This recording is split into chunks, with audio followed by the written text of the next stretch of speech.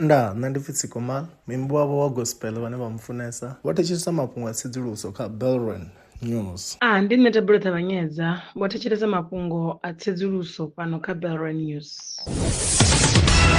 Mafhungo karotshedzwa maremba.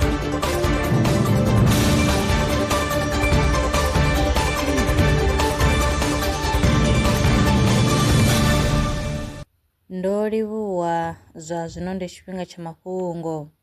Vhorasaintsi vho bveledza tshibveledzwa tsha senthara yo ḓitikaho nga tshedza tshine tshi a kona u wanulusa khentsa i re malofhani. U ya nga vhorasaintsi, tshibveledzwa tshavho tshi ḓo thusa madokotela u topola tswayo dza khentsa hu tshe na tshifhinga. Tsedzuluso yavho i sumbedza uri tshibveledzwa tshi nga shuma khwine kha ndingo dza khentsa ya fhafhu. Ngudo yo rangiwaho phanḓa nga Shenzhen University yo gandiswa kha dzhenala ya Optica. Vhasedzulusi vha ri vho wana mapulastiki maṱuku nga ngomu ha tshikhokhonono tshiṱuku tshi wanalaho Antarctica.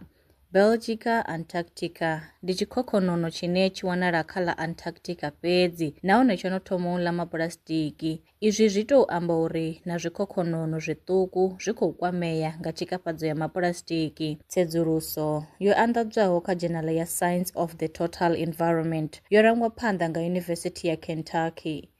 A khou guma ngo rali mafhungo e nda vha farela one. Arali vha na mafhungo ane vha tama ri tshi a tevhelela kana wa sala murahu, vha nga ri foinela kana vha rumela mulaedza wa WhatsApp kha nomboro dza 083 316 0190 kana 083 861 2263. Nṋe na vhone kha ri ṱangane mafhungoni tshifhingani tshiḓaho.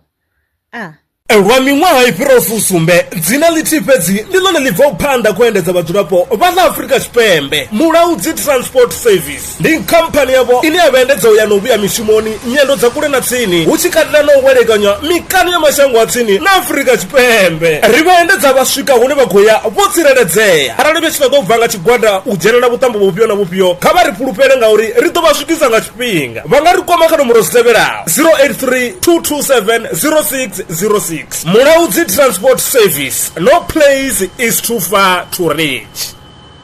Zwino ri tshi khou amba vha nga vha sa ḓivhi uri masheleni a u tandulula thaidzo ine vha vha nayo vha ṱo a wana gai vha songo tsha ṱwa vha tshi rengwa nga ṱhoho lini. Belrun Brands I hanefha tsini na vhone ri ḓo vha thusa u bva kha 500 u swika kha 4000 randa. Riṋe ri khou ṱoḓa tshiḽipi tsha muholo, khophi ya basa, 3 months bank statement na proof of residence. U bva afho tshelede I khou ṋamba ya dzheniswa nga murahu ha zwiminetse nyana. Kha vha rumele WhatsApp zwino 072 019 5843. Belrun Brands ndi vha hadzimiswa masheleni vho ḓi ṅwaliselaho.